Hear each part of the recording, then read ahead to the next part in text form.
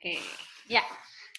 Baik, saya mulai untuk pertemuan kali ini. Kita akan ngebahas tentang enterprise system arsitektur. Jadi kalau sebelumnya sudah dibahas tentang sistem integrasi dan beberapa modul-modulnya, di sini juga kita akan ngebahas beberapa modul juga dan penyedia-penyedia vendor besar yang menyediakan ERP, kemudian juga tiernya seperti apa, lapisannya, ya arsitekturnya di sini juga diulas pada bab ini. Oke, jadi di sini kita akan memeriksa secara rinci modul dan arsitektur dari sistem perusahaan dan pastinya di sini adalah yang kita bahas sistem enterprise, yaitu integrasi sistem yang sudah kita bahas sebelumnya. Kemudian di sini kita akan memahami efek dari arsitektur yang dirancang dengan baik pada implementasi ERP dan mengetahui berbagai jenis arsitektur ERP serta manfaat kelemahan terkait dari setiap arsitekturnya. Kemudian di sini juga mempelajari tentang arsitektur berorientasi layanan dan dampaknya pada sistem ERP. Kemudian mempelajari tentang arsitektur cloud dan dampaknya pada sistem ERP itu di terakhir juga ada dibahas. Ya, jadi di sini setelah sistem ERP itu diintegrasikan dan diterapkan, sistem itu akan menjadi landasan dari perusahaan atau dari organisasi tersebut, ya, karena setiap transaksi akan diproses di sistem ini, sehingga nanti tidak ada lagi hal-hal di luar transaksi, semuanya akan tersimpan, semuanya akan diolah, datanya juga di-store di dalam satu sistem ini.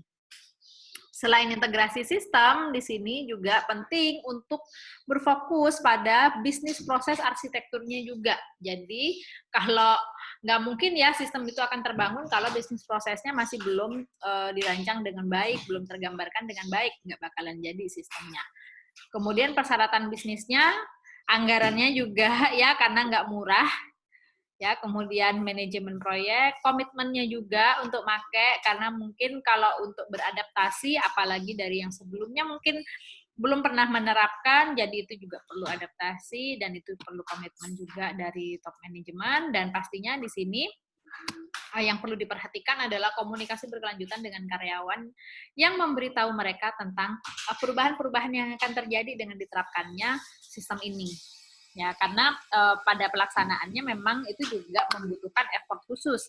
Tidak mudah juga ya langsung menerapkan, apalagi misalnya karyawan-karyawannya atau SDM-SDM-nya di situ masih ada mungkin yang senior, mungkin ya, utamanya di sini bagi perusahaan-perusahaan yang bergerak di bidang non-IT ya. Jadi kan tidak semua karyawannya dianggap melek IT gitu. Jadi itu perlu penyesuaian pasti itu. Oke, nah kenapa harus dipelajari tentang arsitekturnya dari enterprise system ini? Karena itu akan membantu manajemen dan tim implementasinya untuk bisa memahami fitur-fitur detailnya dan komponen sistem dari perusahaan. Kemudian juga bisa memberikan penyajiannya secara visual dari antar muka sistem yang kompleks, antara aplikasi dan database ERP-nya, sistem operasinya, aplikasinya, dan jaringannya. Itu juga perlu disiapkan gitu ya. Kalau misalnya kayak di UNED sudah ada UPTTI kan, tetapi UPTTI saja kan tidak cukup ya, semuanya harus bisa memahami, mempelajari, dan menyesuaikan diri. Kemudian manajemen juga dapat mengembangkan rencana TI yang lebih baik jika persyaratan untuk infrastruktur sistem, pelatihan, manajemen perubahan, dan rekayasa ulang proses bisnis itu sudah diklarifikasi. Oke. Nah, komponen-komponen dari enterprise system arsitektur di situ, kalau secara fungsional di sini mendefinisikan modul ERP yang mendukung berbagai fungsi bisnis di organisasi itu. Biasanya kalau secara umum ya modul-modul yang ada itu pasti di dalamnya ada akuntansi atau keuangan ya, ada human resource ya, kemudian ada sales ya, kemudian ada pemenuhan nanti misalnya procurement dan lain-lain. Itu paling nggak ada modul-modul dasar itu. Bisa semua modul diterapkan atau bisa hanya sebagian saja, tergantung dari skala dan kebutuhan dari organisasi tersebut. Ya, kemudian komponennya lagi selain fungsional itu tentang sistemnya itu sendiri, yang mana di sini berkaitan dengan hardware, software ya, dan juga networknya atau jaringannya untuk bisa menghubungkan masing-masing divisi, masing-masing layanan atau masing-masing workstation dihubungkan dengan jaringan. Jadi pastinya selain modul fungsional juga ada komponen sistemnya. Ya, kira-kira nanti terhubung seperti ini kalau digambarkan modelnya ya, ada banyak modul dari ERP tersebut, kemudian ada arsitekturnya yang mana di dalamnya terdapat hardware, software, dan juga jaringannya yang menghubungkan fungsi-fungsi dari modul ini. Oke. Modul-modul ERP ya, ini merupakan peran kunci dari sistem ERP yang menyediakan dukungan untuk fungsi bisnis ya, seperti yang disebutkan yang tadi, fungsi-fungsi dasar minimal paling enggak keuangan itu pasti ada dalam setiap bisnis, itu pasti ada akuntansi dan keuangannya, karena tidak akan ada bisnis kalau misalnya tidak ada bagian keuangannya ya. Kemudian pasti ada penjualan, maksudnya penjualan di sini ya transaksi yang ada di dalamnya. Kalau misalnya di situ berupa produk, ya berarti ada penjualan produk. Kalau misalnya layanan, berarti ada transaksi layanan. Kalau misalnya kayak universitas atau pendidikan, penjualannya kira-kira apa?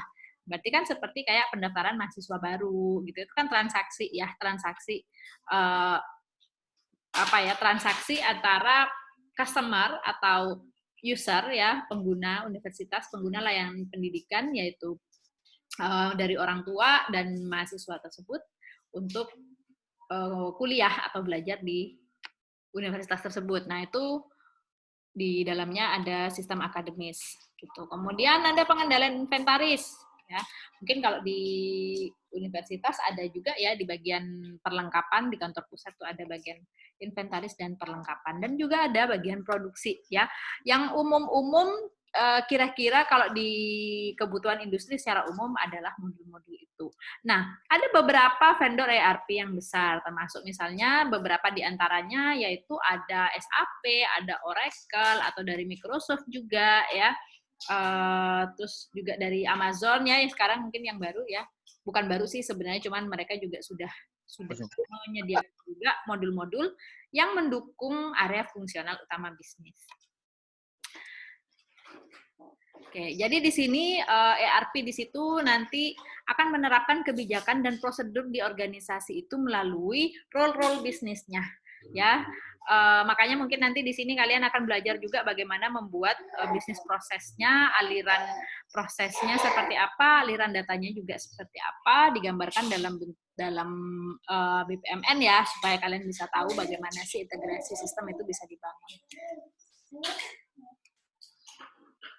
Oke, ini dari modul-modulnya di dalam ERP itu bisa semuanya atau bisa hanya sebagian, tergantung dari kompleksitas organisasi tersebut, kebutuhannya sampai di mana. Ya, bisa menyesuaikan. Ini contoh modul-modul ERP dari 3 vendor besar yang ada di dunia. Ya, di sini yang diberikan contoh adalah dari SAP, Oracle, dan juga dari Microsoft. Jadi kalau di masing-masing vendor ini terdapat beberapa perbedaan untuk masing-masing fungsi. Misalnya di sini untuk fungsi sales atau penjualan, kalau di SAP itu ada sales and distribution, ada sales opportunity modulnya. Tetapi kalau di Oracle modulnya ada modul marketing dan sales, ada SCM-nya. Kalau di Microsoft di bagian fungsi sales itu ada retail POS, kemudian ada field service management. Jadi sama-sama untuk mendukung fungsi yang sama, tetapi di sini nama modulnya berbeda-beda dari masing-masing penyedia vendor ini. Untuk fungsi procurement, yang SAP di situ modulnya ada purchasing, ada SRM ya. Di Oracle juga ada procurement namanya dan SRM juga. Kalau di Microsoft di situ SCM. Ya, di mana di sini SCM kalau di Oracle ada di fungsi sales untuk menyediakan modul untuk fungsi sales. Ya, ada perbedaan sedikit, tetapi pada intinya mereka sama-sama mendukung fungsi utama yang sama. Ya, karena ini adalah fungsi-fungsi dasar nih. Jadi mereka menyediakan modul-modul ini, tinggal nanti siapa customer mereka yang akan membeli membeli ERP-nya ke mereka, apakah mau beli ke SAP atau mau beli ke Oracle, mau beli ke Microsoft, mereka tinggal memilih mau mengaktifkan modul yang mana, apakah semuanya atau hanya sebagian. Atau kalau misalnya kalian mau membuat sendiri banyak ERP yang sudah yang bisa dikembangkan, yang open source, kalian bisa mengembangkan sendiri dengan melihat contoh dari modul-modul yang sudah ada dan sudah lazim terdapat di vendor-vendor besar yang sudah ada. Kalian bisa mengembangkannya sendiri. Disesuaikan dengan kebutuhan organisasinya. Ini untuk fungsi-fungsi lanjutannya ya bisa selain fungsi-fungsi yang umum tadi, distribution, customer service ya, corporate performance dan government, human resource juga dan yang lain-lain di sini miscellaneous. Di sini di SAP ada modul banking, kalau yang di Oracle menyediakan modul campus solution. Kalau di Microsoft menyediakan modul portal e-commerce. Jadi bisa berkembang sesuai dengan kebutuhan dari industri atau perusahaan yang akan menggunakan sistem ERP.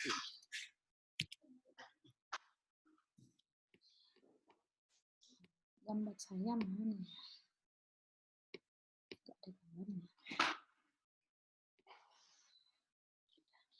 Oke.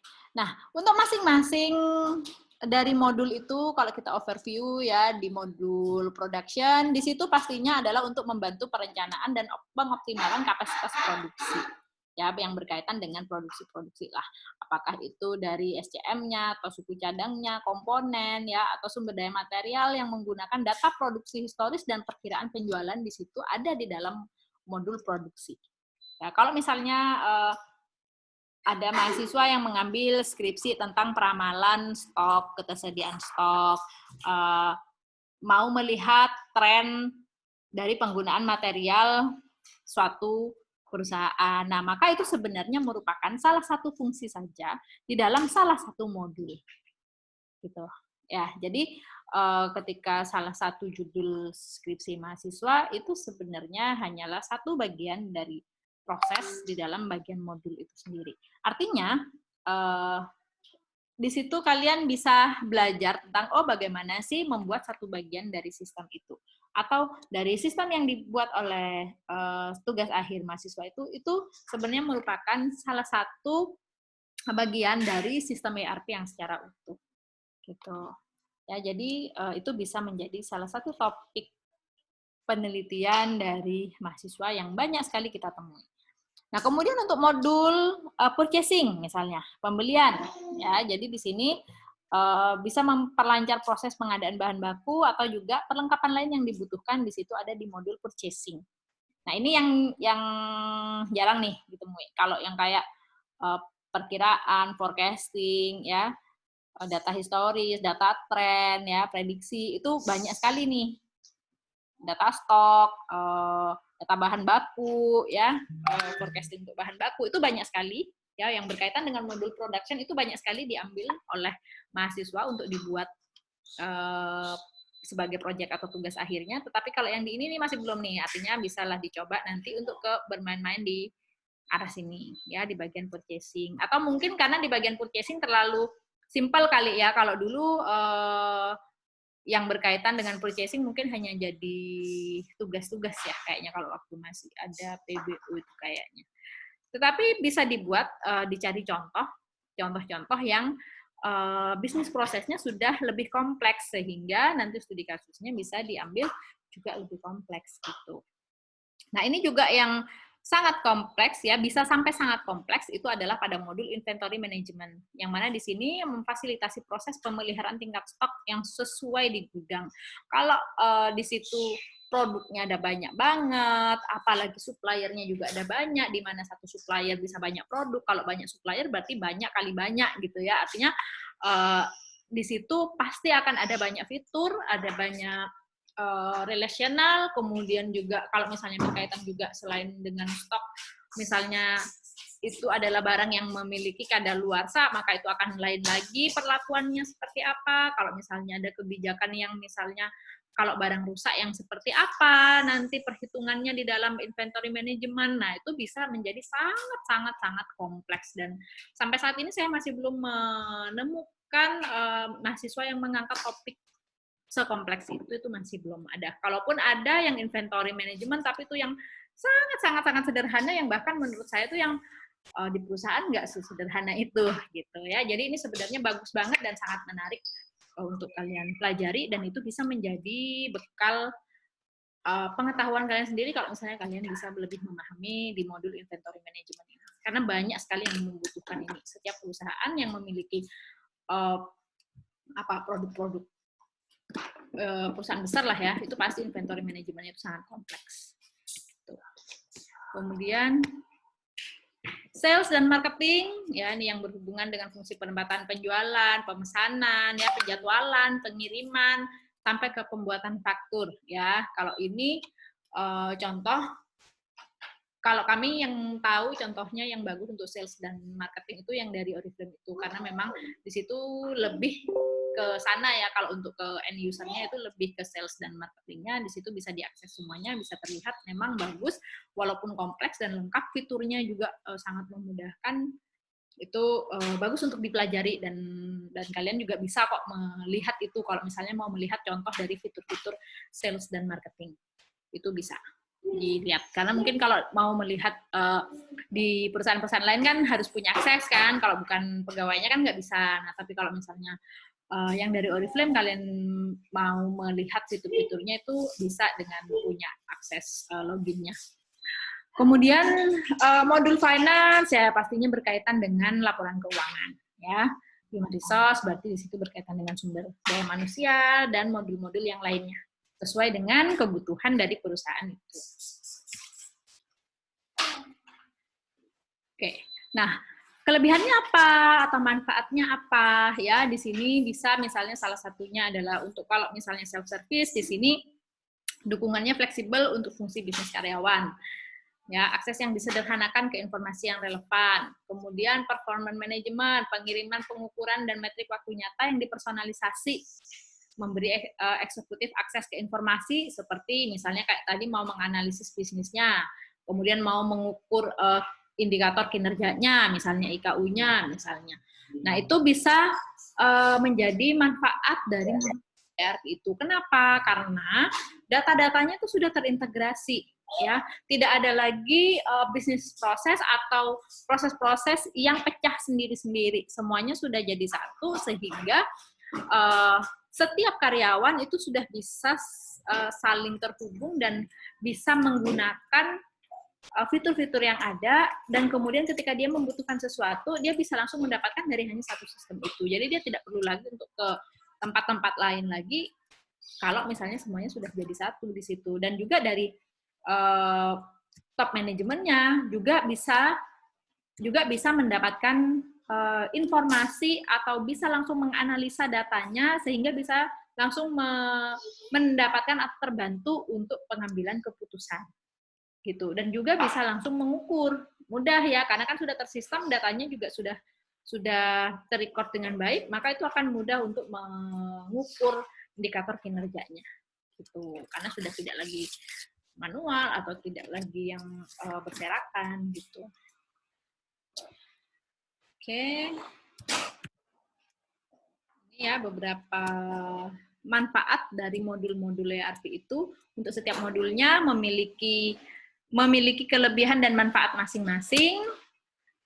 Tadi dari finansial juga ada, HR manajemen juga ada, ya pastinya di sini akan sangat bermanfaat antara memakai sistem ERP dengan yang masih belum memakai ERP. Dan tentunya ini sekali lagi untuk perusahaan yang memang sudah cukup besar atau sudah cukup kompleks untuk bisa diterapkan ERP.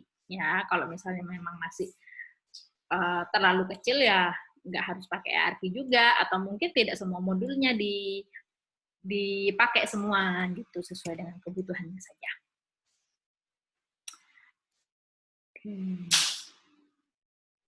Nah ini contohnya nih, misalnya nih kalau pada modul product development dan production misalnya. Jadi dengan menggunakan ERP itu sudah tidak harus lagi ke market secara manual atau menganalisis satu-satu, tetapi karena sudah terintegrasi, datanya udah jadi satu di situ, bisa langsung menganalisis. Nah, data science perannya juga bisa masuk di situ gitu kan, karena datanya sudah dari berbagai divisi udah ada, bisa ditinjau langsung sehingga bisa langsung dianalisis gitu. Sehingga bisa menentukan ketika mau melakukan R&D atau research and development-nya itu bisa menciptakan produk yang memang sesuai dengan kebutuhan masyarakat yang sudah diriset terlebih dahulu, yang sudah dianalisa terlebih dahulu. Gitu. Terus juga kalau misalnya mau melakukan forecasting, mau melakukan peramalan, ya prediksi, itu juga sudah bisa dilakukan di situ. Sehingga ketika misalnya terdapat barang atau produk yang fast moving misalnya atau yang most wanted gitu kan, nah itu tidak akan terjadi lag ya, tidak akan terjadi miss gitu. Kalau misalnya yang terlaris ternyata barangnya cepat kosong dan kemudian akhirnya terdapat jeda gitu, nah itu kan merugikan ke perusahaan juga, seperti itu. Kemudian di modul sales and service misalnya, di mana di sini contohnya bermanfaat untuk kalau misalnya jumlah pesanan penjualan yang diproses lebih tinggi dan pengurangan biaya administrasi, nah maka di sini itu juga bisa bermanfaat gitu. Jadi kalau misalnya kita bekerja dengan manual tanpa tersistem, itu akan sangat bukan buang-buang waktu ya, tetapi akan sangat menghabiskan banyak waktu dan tenaga kalau misalnya itu dilakukan secara manual. Tapi dengan menggunakan modul atau yang sudah sistemnya terintegrasi, itu bisa sangat membantu ketika transaksinya itu sedang overload atau sedang tinggi gitu, karena sudah terbantu oleh ibaratnya kayak ada robotnya gitu kan, karena kan sudah sistem yang bekerja gitu. Dan juga pastinya di situ berkaitan dengan waktu, yang mana di sini harus waktunya itu harus akurat dan tepat waktu, karena ada memang terdapat ya faktor di dalam pelayanan ya, pelayanan terhadap pelanggan itu memang harus sangat diperhitungkan tentang akurasi waktu.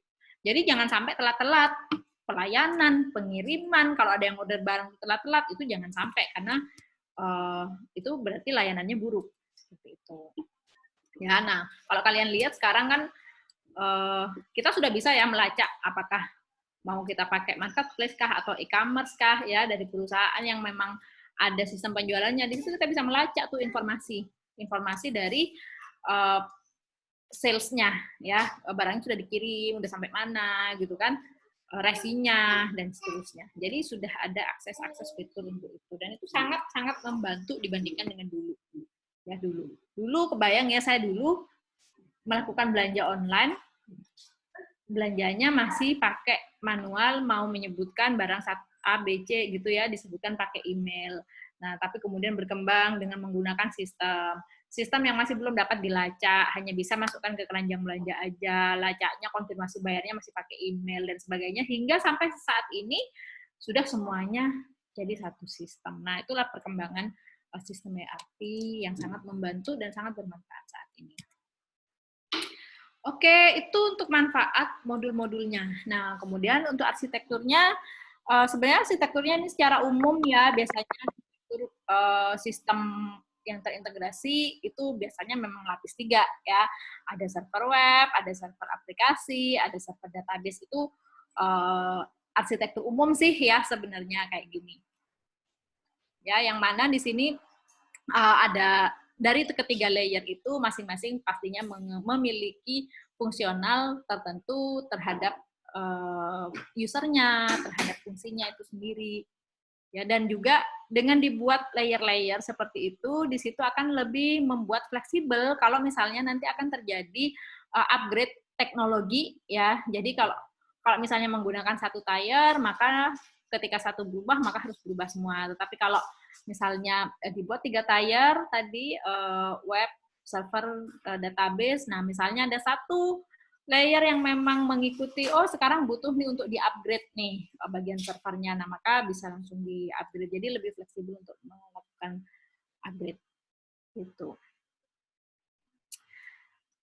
Begitu juga dengan misalnya kalau yang berkaitan dengan yang layer di GUI-nya atau di yang dipakai oleh user gitu ya, antar mukanya.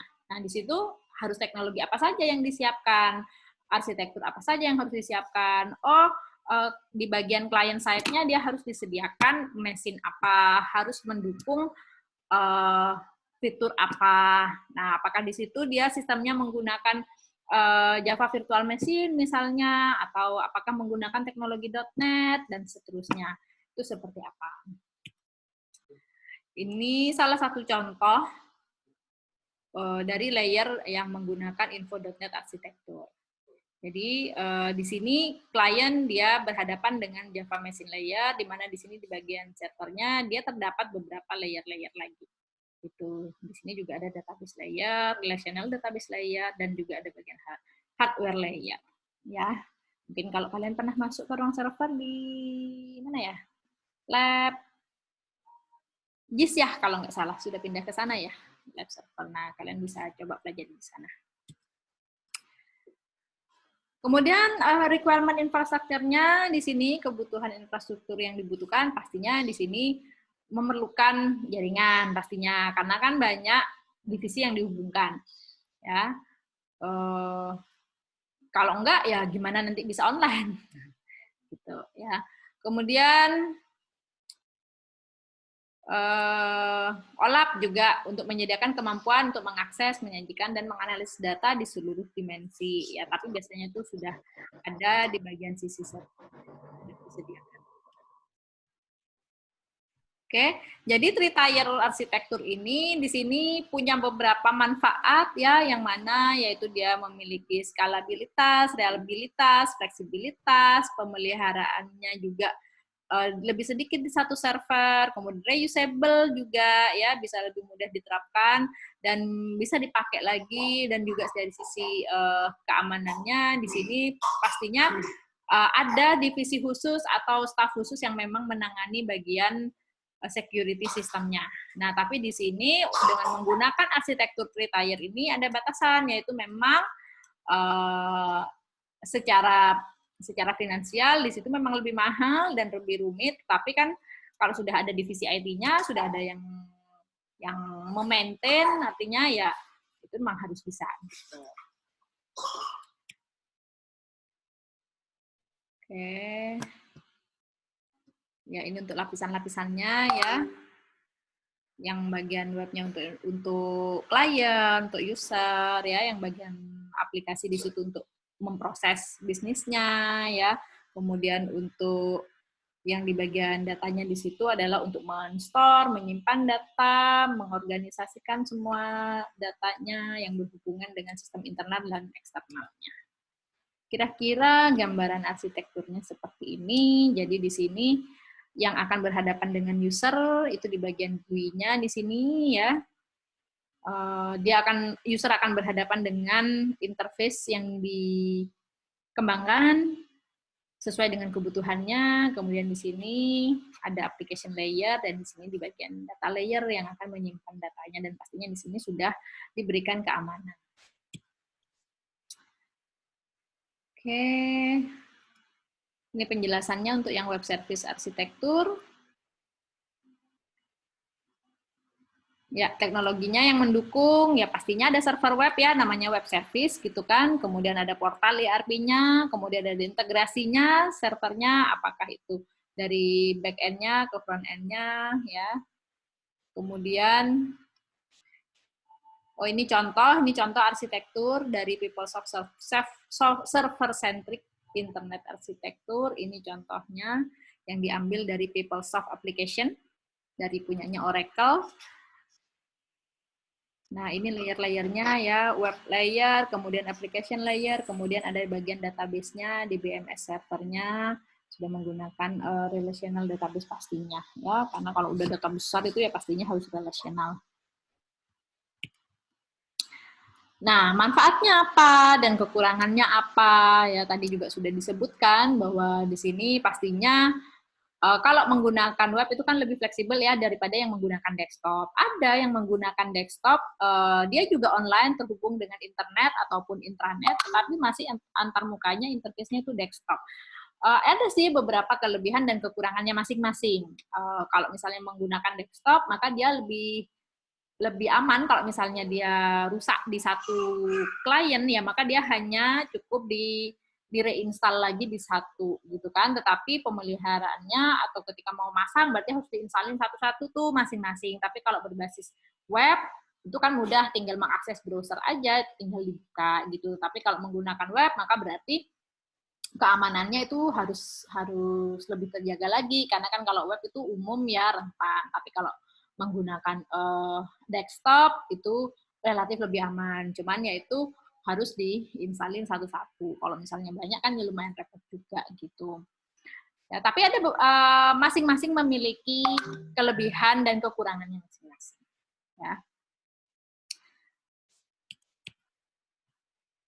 Kalau arsitektur yang service oriented di sini dikenal sebagai arsitektur berorientasi objek untuk platform web, yang mana di sini akan memecah tingkat bisnis menjadi unit layanan yang lebih kecil-kecil dan berbeda-beda, yang mana di sini pastinya juga masih mendukung masing-masing fungsional ERP-nya. Nah, di sini memungkinkan interaksi pesan antara setiap konsumen layanan dan penyedia layanan. Konsumen dari perangkat yang menggunakan sistem operasi apapun, apakah itu mau pakai Android kah, Windows kah, dan lain-lain ya, ataupun mau pakai bahasa apapun itu juga bisa menggunakan layanan ini karena di sini service oriented. Ya, biasanya kalau misalnya sudah berbasis web itu biasanya pakai platform apa aja, pakai sistem operasi apa aja, biasanya kan mudah diakses ya. Tapi juga ada beberapa mungkin kalau memang yang masih belum dikembangkan secara utuh gitu kan, hanya bisa diakses dengan menggunakan Windows saja misalnya. Nah itu ya ada batasan sih jadinya kan kalau seperti itu. Kalau misalnya, tapi memang mungkin ada yang dibuat khusus untuk sistem operasi yang berbasis Linux misalnya supaya lebih aman misalnya, memang sengaja dibuat seperti itu ya. Biasanya juga ada yang begitu gitu ya. Nah, di sini model service oriented arsitektur itu adalah model pengembangan software yang berdasarkan kontrak antara konsumen dan penyedia. Ya, jadi ini tergantung dari bagaimana deal kerjasamanya mereka mau membuatnya seperti apa. Bagaimana kebutuhan mereka, deskripsi fungsional layanannya yang diinginkan itu seperti apa. Kalau memang dibutuhkan perlakuan yang khusus, maka di sini memang SOA ini yang dipakai. Kemudian persyaratan masukan dan spesifikasi keluarannya itu juga dibutuhkannya yang seperti apa kerjasamanya, di dalam kerjasamanya itu. Kemudian apakah ada prasyarat di kondisi lingkungannya sebelum layanan itu dapat dipakai misalnya. Kemudian status lingkungan, kondisi setelahnya, setelah layanan dijalankan itu gimana. Jadi sebelum dan setelah itu gimana. Penanganan kesalahannya itu juga seperti apa, maintenance-nya. Nah itu bisa dengan menggunakan service oriented architecture. Ya, yang berdasarkan kontrak antara klien dan servernya. Nah, keuntungannya di sini layanan software tingkat bisnis di seluruh platform yang heterogen, independensi lokasi lengkap dari logika bisnis, kemudian layanan bisa dari mana aja, sistem apa aja, jaringan apa aja, yang penting ada internet gitu ya. Kemudian couple-nya di sini couplingnya longgar di seluruh layanan aplikasi dalam penyusunan atau pembangunan RPL-nya, sistemnya gitu ya. Kemudian autentifikasi terperinci dan dukungannya terotorisasi, kemudian pencarian dinamis dan konektivitas layanan lain, kemudian meningkatkan keandalan arsitektur dan mengurangi biaya akuisisi perangkat keras. Dan seterusnya ini merupakan manfaat dari Service Oriented Architecture atau SOA. Nah, ini juga ada business value benefit dari SOA juga, yaitu beberapa di antaranya seperti misalnya memanfaatkan investasi yang ada ke dalam teknologi atau mengurangi ketergantungan pada pengembangan custom yang mahal. Jadi ketika sudah bikin, itu sudah bisa digunakan untuk jangka panjang, karena kan kalau misalnya terus-menerus melakukan perubahan, customisasi, itu kan akan biaya terus gitu kan. Itu juga bisa menjadi benefit dari SOA ini. Cuman di sini ada beberapa kekurangannya, yaitu implementasi SOA itu mahal dan juga lama atau memakan waktu. Kemudian memerlukan firewall keamanan yang kompleks ya, seperti yang saya singgung tadi, bahwa kalau misalnya perbedaannya menggunakan berbasis web dengan berbasis desktop, ya pasti ada kelebihan dan kekurangannya gitu. Oke. Ini antara SOA dan web service. Layanan web di sini seperti yang kita lihat, kalau layanan web ya yang berbasis web gitu ya, yang mana GUI-nya atau antarmukanya biasanya ya bisa dipakai lah untuk semuanya gitu kan, siapa aja bisa mengakses, mau pakai laptop kah, PC kah, bahkan mungkin smartphone juga sudah bisa mengakses itu gitu kan, karena memang bisa dipakai di multi platform. Kemudian menurut standar industri TI, berbagai aplikasi dapat berinteraksi tanpa masalah komunikasi. Karena satu-satunya metode interaksi layanan web itu dengan hanya ya post and get aja kan dari message-nya. Nah, kemudian layanan dikembangkan menggunakan standar terbuka seperti misalnya WSDL, UDDI, SOAP gitu ya.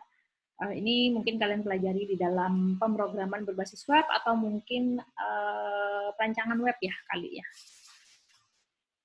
Protokolnya yang digunakan biasanya menggunakan XML.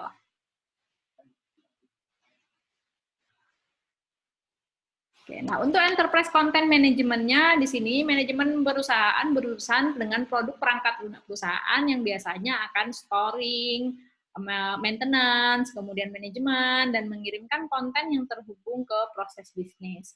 Kemudian manajemen konten perusahaan juga mendukung tujuan bisnis, bukan hanya sekedar mengolah konten. Kemudian vendor memahami bahwa manajemen konten memanfaatkan aset teknologi dan informasi di seluruh bisnis yang tidak lagi khusus aplikasi saja.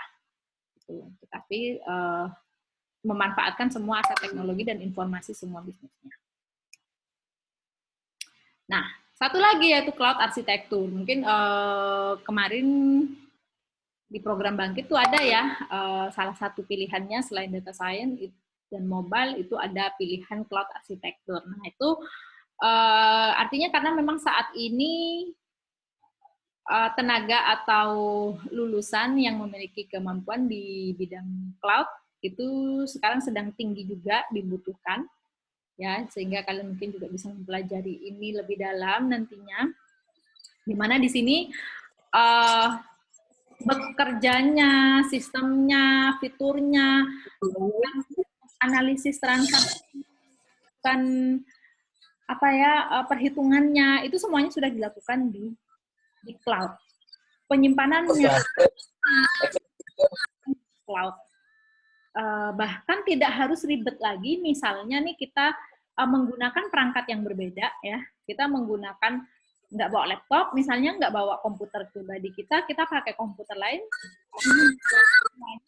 mesinnya itu sudah ada di cloud, sehingga kita bisa pakai tuh di mana aja, yang penting kita bisa login aja, karena sudah ada di cloud.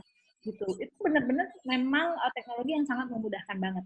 Jadi kita nggak ribet lagi dengan kita harus kita harus install softwarenya, mesinnya, JDK-nya misalnya, atau ya interpreternya mau diinstal, nggak harus karena semuanya sudah ada di cloud. Jadi kita mau menjalankan menggunakan mesin apa saja, kita tinggal mengakses halamannya, login, udah kita bisa pakai semua fungsi-fungsinya, bahkan API-nya sudah ada di dalamnya, jadi kita tidak harus men-setting lah, ibaratnya itu kelebihannya menggunakan cloud ya.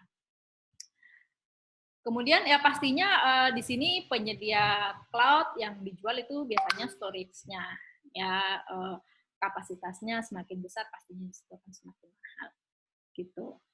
Ya, nah ini kan beberapa penyedia komputasi awan juga mengizinkan Anda membuat aplikasi sendiri menggunakan mesin mereka. Jadi mereka udah nyediain mesinnya, menyediakan tempatnya, silahkan mau bikin apa saja silahkan gitu. Yang paling gede kan Amazon menjadi sangat meroket tuh ketika bukan hanya sekedar di marketplace-nya ya kan, tapi ketika Amazon itu membuat AWS, Amazon Web Server. Ya, itu layanan cloud yang terbesar juga, yang mengantarkan Amazon menjadi perusahaan raksasa dan bahkan sempat menjadi nomor 1. Itu setelah sebelumnya mungkin Microsoft gitu ya. Jadi saat ini untuk cloud arsitektur itu banyak dibutuhkan. Nah, di sini platform cloud arsitektur di situ memberikan alternatif yang bagus untuk organisasi kalau nggak ingin beli, install, atau kelola aplikasi perangkat lunak. Ya, ini seperti yang saya jelaskan tadi. Ya, yang juga tidak khawatir tentang keamanannya, privasinya, udah nggak ngurus lagi karena apa itu sudah gimana katanya si vendornya. Kita tinggal pakai aja di situ. Jadi nggak ribet, ibaratnya kalau misalnya si usernya, karyawannya, timnya itu nggak ngerti ya gimana sih urusannya untuk nyeting-nyetingnya itu nggak masalah, tinggal pakai aja gitu. Sekarang banyak penyedia cloud. IBM juga punya cloud sendiri gitu ya. Microsoft pastinya punya. Banyak sekarang yang menggunakan cloud arsitektur dan menjual atau menjadi vendor untuk penyedia cloud arsitektur. Nah, ini cuman resikonya adalah mereka akan bergantung pada vendor itu, gitu. Karena kan semuanya ibaratnya kesimpan di sana semua, di server itu semua. Tidak perlu lagi menyimpan atau memiliki server di perusahaan itu sendiri, karena sudah membeli cloud-nya aja, gitu. Tapi banyak, manfaatnya banyak pastinya.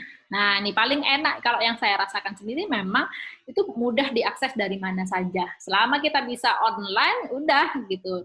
Jadi kalau mau yang sederhana aja ya, tidak hanya sekedar ketika misalnya kayak kita mau mengakses, kayak kemarin saya mengakses IBM gitu ya, ketika mau menginstal, mau men-setting untuk keperluan API-API-nya, apa mau pakai scikit-learn, apakah mau pakai apa itu NumPy dan sebagainya, itu nggak perlu di-setting-setting, kita udah tinggal make gitu, dan nggak perlu nyimpen di dalam laptop gitu kan, karena sudah ada di cloud. Kemudian kalau misalnya pas di kampus nggak bawa laptop, saya tinggal login aja, itu mudah. Tapi kalau yang sederhana gitu ya, apa sih gampangnya cloud gitu ya? Sesederhana kita pakai Drive. Itu sangat sederhana sekali gambaran tentang cloud gitu kan. Ketika saya mengoreksi ujian, mengoreksi skripsi gitu ya, anak-anak sudah sekarang saya buatkan Drive sendiri-sendiri sehingga bisa diakses dari mana saja, yang penting terkoneksi dengan internet gitu ya. Cuman kekurangannya memang ada beberapa ya, jadi kalau misalnya tentang keamanan data, kerentanan, apalagi kalau misalnya mesinnya dipakai bersama gitu ya, ya tinggal dipasang keamanan berlapis aja secara pribadi gitu.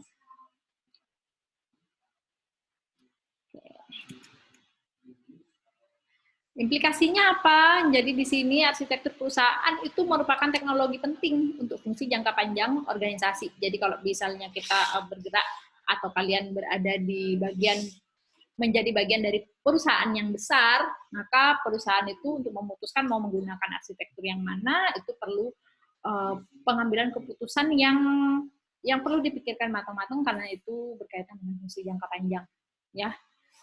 Keputusan untuk itu menjadi sangat kompleks ya, dampaknya itu sangat luas, tidak hanya satu dua bisnis proses tapi semua berhubungan juga dengan orang-orangnya juga, berhubungan juga dengan kebijakannya juga dan proses bisnis yang ada. Jadi itu memang harus benar-benar dipertimbangkan sebelum dan setelahnya ya, seperti yang di awal tadi sudah disebutkan, sebelum dan setelahnya itu harus diperhatikan.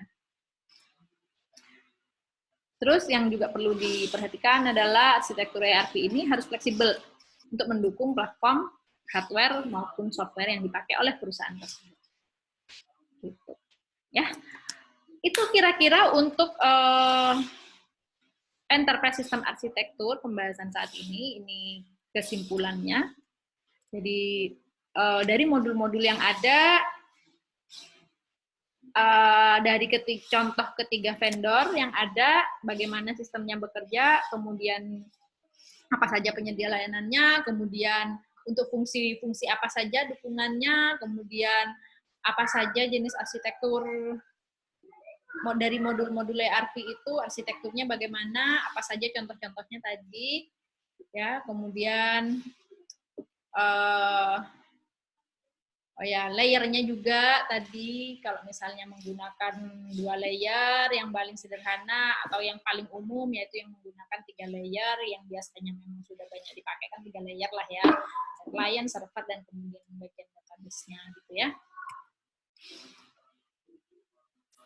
Kemudian pastinya di sini adalah manajemen harus dilibatkan dalam desain arsitektur sejak awal proyek. Ya, seperti yang dibahas terakhir tadi. Yang ini. Ya, karena memang implikasinya sangat luas, berdampak sangat luas sekali. Baik, itu untuk review materi pertemuan 3 ini. Ya, kira-kira kalau misalnya mau mengulangi lagi, kalian bisa dengan menggunakan review question ini. Jadi dari pertanyaan-pertanyaan ini, silakan kalian coba untuk dijawab kira-kira bagaimana sih, apa manfaatnya, kemudian bagaimana peran manajemen misalnya, atau modul-modul apa saja yang paling banyak dibutuhkan oleh bisnis secara umum misalnya. Coba kalian tentukan misalnya kalau untuk perusahaan manufacturing itu seperti apa, kalau untuk perusahaan yang bergerak di bidang pendidikan seperti apa, kalau untuk perusahaan yang bergerak di bidang layanan kesehatan misalnya itu seperti apa. Antara perusahaan yang bergerak di bidang layanan kesehatan itu akan berbeda dengan perusahaan yang bergerak di bidang farmasi. Nah, walaupun sama-sama berkaitan dengan kesehatan, tapi kan yang satu berkaitan dengan layanan, yang satunya berkaitan dengan produknya. Nah, itu pasti akan berbeda ya artinya. Nah, itu coba mungkin sebutkan perbedaannya, modul-modul utamanya itu apa yang dibutuhkan, itu coba bisa dicoba kalian untuk dicari tahu seperti itu.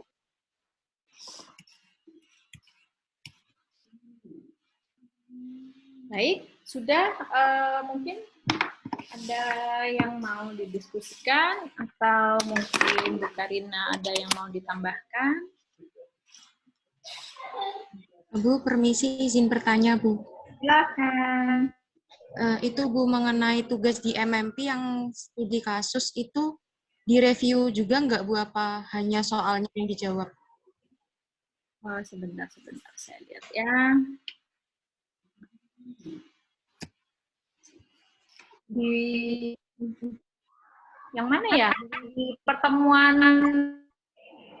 enggak, yang kemarin hari Minggu baru dibuka, Bu. Itu untuk pengisiannya. Oh, di minggu kedua ya? Iya, Bu. Ntar saya lihat dulu.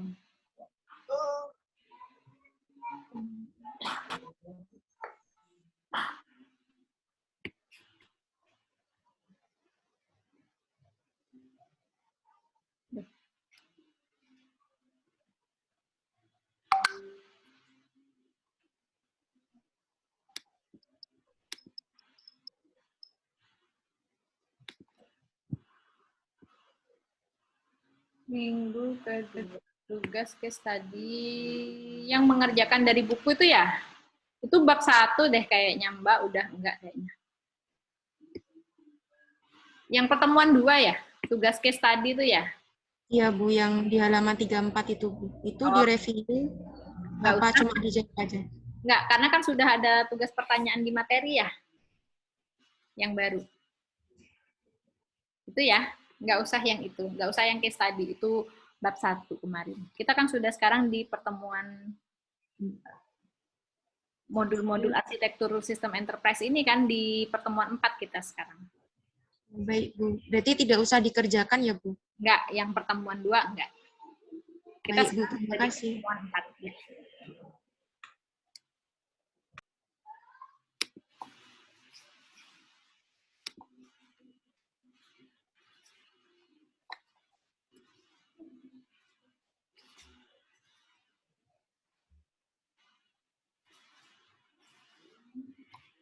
Ya, silahkan ada lagi. Siapa?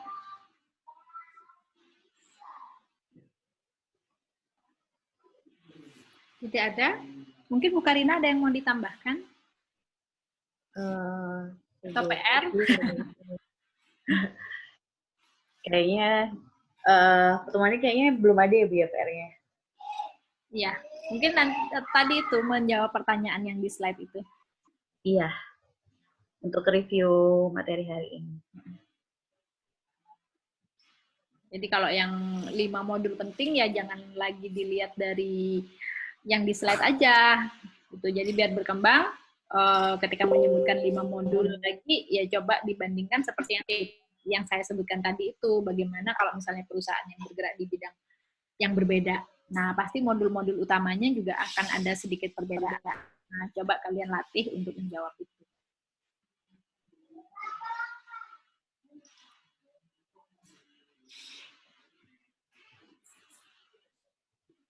Baik, sudah tidak ada. Kalau misalnya tidak ada, kita bisa kalian pakai waktunya, kan 3 jam. Bisa kalian pakai waktunya untuk menjawab pertanyaan. Oke? Sudah. Baik, terima kasih atas perhatiannya. Ini nanti coba saya upload videonya kalau misalnya mau ditonton. Baik, terima kasih perhatiannya. Saya akhiri. Selamat siang. Selamat siang, Bu. Terima Ya, kasih. Bu. Terima kasih, Bu. Siang, Bu. Makasih. Yo. Kok ada yang rambutnya nutup?